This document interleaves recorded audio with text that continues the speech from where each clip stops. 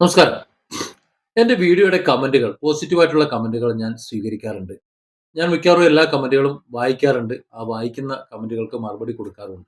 ചിലതിനൊക്കെ മറുപടി കൊടുക്കാൻ ശ്രദ്ധിക്കാറുണ്ട്. ഇല്ലെങ്കിൽ വായിക്കാറെങ്കിലുണ്ട്, ഒരു ലൈക്കെങ്കിലും കൊടുക്കാൻ ശ്രദ്ധിക്കാറുണ്ട്. ചിലപ്പോൾ ഞാൻ ഏതെങ്കിലും ക്ലാസ്സുകളിലോ തിരക്കുകളിലോ ആയിപ്പോയി കഴിഞ്ഞാൽ കമന്റുകൾ കാണാതെ പോകാറുണ്ട്. അപ്പോൾ പിന്നീട് നമുക്ക് അങ്ങോട്ട് എത്തി നോക്കാനും കഴിയാറില്ല. എങ്കിലും പരമാവധി കമന്റുകൾ വായിക്കാറുണ്ട്. ഞാന് ഇന്ന് ഈ വീഡിയോ ചെയ്യുന്നത് എൻ്റെ അവസാന വീഡിയോയിൽ എല്ലാം തിരിച്ചടിക്കുന്നു പോലീസും കൈയൊഴിഞ്ഞു എന്നുള്ള ഞാൻ തമ്പനെയിൽ കൊടുത്തിട്ടുള്ള അവസാനമിട്ട വീഡിയോയിൽ ഒന്ന് രണ്ട് കമന്റുകൾ ഞാൻ കണ്ടു. ആ കമന്റുകൾ എന്നെ വല്ലാണ്ട് സ്വാധീനിച്ചത് കൊണ്ടാണ്. ബോബി ചെമ്മണ്ണൂരിനെ അറസ്റ്റ് ചെയ്തതിൽ വളരെയധികം സന്തോഷിക്കുന്ന ഒരാളാണ് മറുനാടൻ. ഇയാളും അറസ്റ്റ് ഭയന്ന് ഓടി ഒളിച്ചവനാണ്. വീണ് കിടക്കുന്നവനെ നെഞ്ചത്ത് ചവിട്ടുന്നത് ഒരിക്കലും നല്ല കാര്യമല്ല.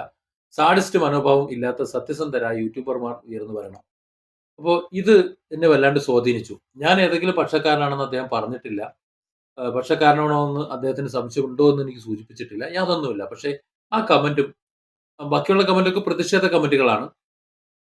ഹണി റോസ് എന്നോടുള്ള ഒരു പ്രതിഷേധമാണ് അതിനകത്ത് വന്നിട്ടുള്ളത്. അതിനെ ആ അർത്ഥത്തിൽ തന്നെ എടുക്കാം. അതിന്റെ കാരണവും നമുക്കറിയാം.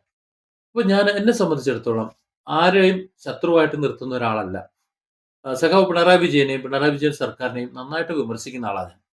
അതിനർത്ഥം അവരോട് ശത്രുത ഉണ്ടെന്നല്ല. ഒരു പ്രതിപക്ഷം ഇവിടെ ഇല്ലാത്തതുകൊണ്ട് ആ ഒരു കർമ്മം നിർവഹിക്കാൻ എന്റേതായ ഒരു പ്ലാറ്റ്ഫോം ഞാൻ ഉപയോഗിക്കുന്നന്നേ ഉള്ളൂ. ഞാൻ തന്നെ സർക്കാരിലേക്ക് കോടികൾ വരുമാനം കിട്ടുന്ന ഞാൻ ഉൾപ്പെട്ട ഒരു ഒരു വിഭാഗത്തിന്റെ ഒരു അപേക്ഷ കൊണ്ടുവന്ന് വെച്ച് കൊടുത്തിട്ട് നികുതി കൊടുക്കാന്ന് വിചാരിച്ചിട്ട് ഇതുവരെ പരിഹരിച്ചിട്ടില്ല. നോക്കിയിട്ട് തന്നെ ഇല്ല. ഒരു മെനു ഷോപ്പ് ആൻഡ് എസ്റ്റാബ്ലിഷ്മെന്റ് രജിസ്ട്രേഷനിൽ ഓൺലൈൻ ട്യൂഷൻ എന്നൊരൊറ്റ മെനു വെച്ച് കഴിഞ്ഞാൽ കോടികൾ ടാക്സ് ആയിട്ട് സർക്കാരിലേക്ക് കിട്ടും. ഒരു നോട്ടവുമില്ല. അതായത് ജനങ്ങൾക്ക് വേണ്ടിയല്ല പ്രവർത്തിക്കുന്നത് തോന്നിപ്പോയിട്ടുണ്ട് പല സന്ദർഭങ്ങളിലും. അതുകൊണ്ടാണ് സർക്കാരിനെ നിശിതമായി വിമർശിക്കുന്നത്. എന്നാൽ അതേസമയം പിണറായി സർക്കാരോ പിണറായി മുഖ്യമന്ത്രിയോ എന്തെങ്കിലുമൊക്കെ പദ്ധതികൾ കൊണ്ടുവരുമ്പോൾ അത് ജനോപകാരമാണെന്നുണ്ടെങ്കിൽ അതിനെ അനുകൂലിക്കാറുമുണ്ട്.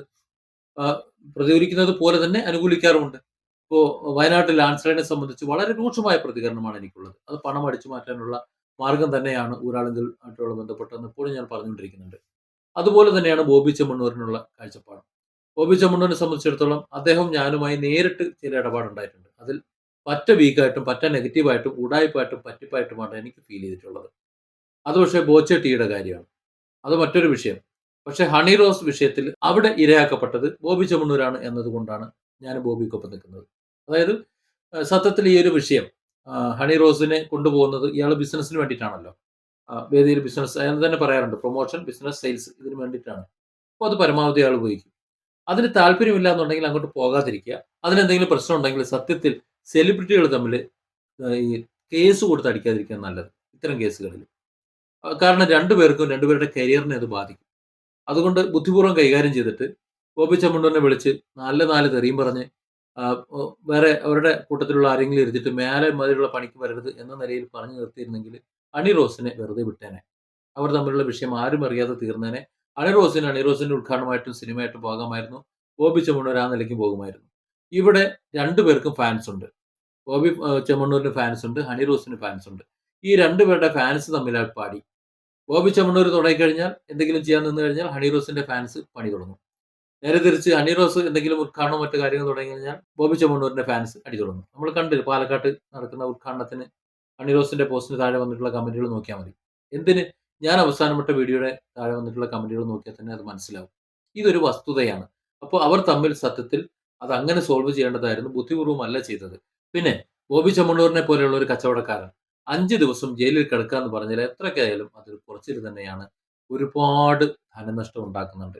അത്രയധികം വലിയ വിഷയം പറയാനുള്ള കാര്യങ്ങളൊന്നും ആരോടും പറഞ്ഞിട്ടൊന്നുമില്ല.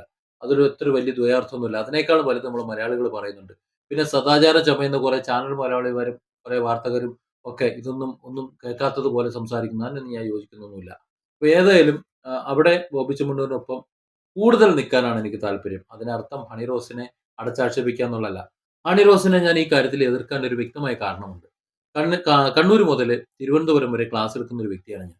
സൈക്കോളജി ക്ലാസ്സുകളും ഫാമിലി ക്ലാസ്സുകളും മറ്റേ കൗൺസിലിംഗ് ക്ലാസ്സുകളും മറ്റേ കുടുംബ സംഗമത്തിലും ഒക്കെ സംസാരിക്കുന്ന ആളാണ് ഞാൻ. പല വിഷയങ്ങളും സംസാരത്തിൽ വരാറുണ്ട്. അതിൽ ഡ്രസ് കോഡ് സഹിതം വരാറുണ്ട്. പല വേദികളിലും ഹണി റോസിന്റെ വസ്ത്രധാരണ രീതി ചർച്ചാ വിഷയമായിട്ടുണ്ട്. കേരളത്തിന്റെ പശ്ചാത്തലത്തിൽ ആ ഡ്രസ്സ് അത്തരത്തിലുള്ള പൊതുജനങ്ങൾ കൂടുന്ന ഭാഗത്ത് ഇപ്പോൾ നൈറ്റ് ഡ്രസ് ആയിട്ട് ഇട്ടുകൊണ്ട് പോകാം, ബീച്ചുകളിൽ പോകാം, അതുപോലെ നൈറ്റ് ക്ലബ്ബിൽ പോകാം. അങ്ങനെ പല ഭാഗത്തും പോകാം. പോകേണ്ടിടത്തൊക്കെ പോകാം. കുഴപ്പമൊന്നുമില്ല. പക്ഷേ ഇത്തരത്തിലുള്ള പൊതുവേദികളിലും എന്ന് പറഞ്ഞാൽ നമ്മള് ഒരു മോഡലിംഗ് നടത്തുന്ന ആ ഒരു വേഷം ഇട്ടുകൊണ്ട് കുർബാനയ്ക്ക് പോകുന്നത് പോലെ എന്ന് പറഞ്ഞതുപോലെ.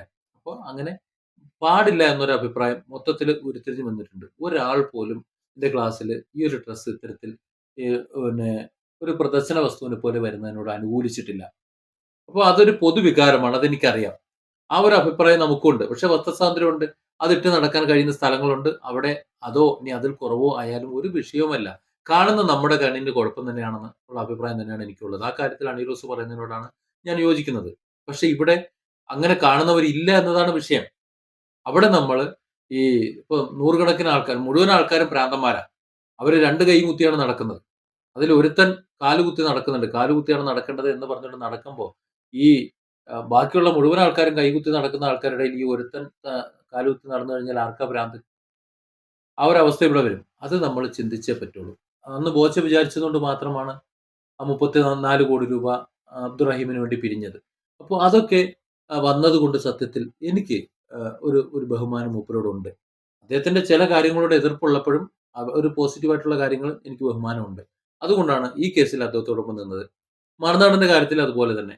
മറുനാടൻ ആ പ്രതിസന്ധി വരുന്നതിന് മുമ്പുള്ള ചില വീഡിയോകളിൽ അദ്ദേഹത്തിന്റെ അഭിപ്രായത്തോട് എനിക്ക് യോജിപ്പൊന്നുമില്ലായിരുന്നു. പക്ഷേ അതിനുശേഷം മറുനാടൻ വിഷയം വന്നപ്പോ അവിടെ മറുനാടന്റെ ഭാഗത്താണ് ന്യായം എന്നതുകൊണ്ട് അദ്ദേഹത്തോടൊപ്പം നിൽക്കാനാണ് ഞാൻ ഇഷ്ടപ്പെടുന്നത്. പി.വി. അൻവറിന്റെ വിഷയത്തിൽ മറുനാടനൊപ്പം നിന്ന സമയത്ത് പി.വി. അൻവറിനെ നഖശിഖാന്തം വിമർശിച്ചുകൊണ്ടിരുന്ന ആളാണ് ഞാൻ. ആ ചെയ്യുന്നത് ശരിയല്ല എന്നുള്ളത്. പക്ഷേ വനനിയമത്തിന്റെ കാര്യത്തിൽ വന്നപ്പോൾ പി.വി. അൻവറിനോടൊപ്പമാണ് ഞാൻ നിന്നത്. എന്റെ പോളിസി അതാണ്. എനിക്കാരും ശത്രുക്കളൊന്നുമില്ല. ആരും എനിക്ക് എതിരാളികളുമല്ല. ഒരു രാഷ്ട്രീയ കക്ഷിയും എനിക്ക് എതിരാളികളല്ല. ആര് വാർത്ത തന്നാലും ആ വാർത്തയിൽ സത്യസന്ധത ഉണ്ടെന്നുണ്ടെങ്കിൽ പറയാൻ എനിക്ക് ഒരു മടിയില്ല. ഏത് രാഷ്ട്രീയമായാലും എനിക്കൊരു രാഷ്ട്രീയമുണ്ട്. ആ രാഷ്ട്രീയം ഞാൻ അതിനകത്ത് പറയാറില്ല. പക്ഷേ ആ രാഷ്ട്രീയ പാർട്ടിക്കെതിരെയും നഖശിഖാന്തം ചില വാർത്തകൾ ഞാൻ കൊടുക്കാറുണ്ട്. പലരും എന്നെ വിളിച്ചു ചോദിക്കാറുണ്ട്. "നീ എന്ത് പണിയാ കാണിച്ചത്? നീ തന്നെ ഇങ്ങനെ പറഞ്ഞാലോ?" ഞാൻ പറയും. അത് വാർത്തയാണ്. അത് തിരുത്തേണ്ടതാണ്. നമ്മുടെ പാർട്ടിയെ നമ്മൾ തന്നെയാണ് തിരുത്തേണ്ടത്. തെറ്റ് തെറ്റെന്ന് തന്നെ പറയണം. അത് കഴിയുന്നത്ര അത് ചെയ്യാറുണ്ട്. അതാണ് ഞാന് ഈ വീഡിയോയിലും ചെയ്തുകൊണ്ടിരിക്കുന്നത്. ആരോടെങ്കിലും എന്തെങ്കിലും വിധേയത്വമുണ്ടെന്ന് തോന്നിക്കഴിഞ്ഞാൽ അത് വെറും തോന്നൽ മാത്രമാണെന്ന് അറിയിക്കട്ടെ. അനിൽ 369ന്റെ കമന്റാണ് സത്യത്തിൽ ഇത്രയധികം ഒരു വീഡിയോ എന്നെക്കൊണ്ട് ചെയ്യിച്ചത്. പിന്നെ താഴേക്ക് വേറെ കുറച്ചൊക്കെ ഉണ്ട്. സ്ഥിരമായി എനിക്ക് മെസ്സേജ് അയക്കുന്ന ഒത്തിരി പേരുണ്ട്. ഏതായാലും ആയിക്കോട്ടെ. ഏതായാലും വളരെ സന്തോഷം. വീണ്ടും നമുക്ക് കാണാം. Different angles. Don't forget to subscribe and support this channel.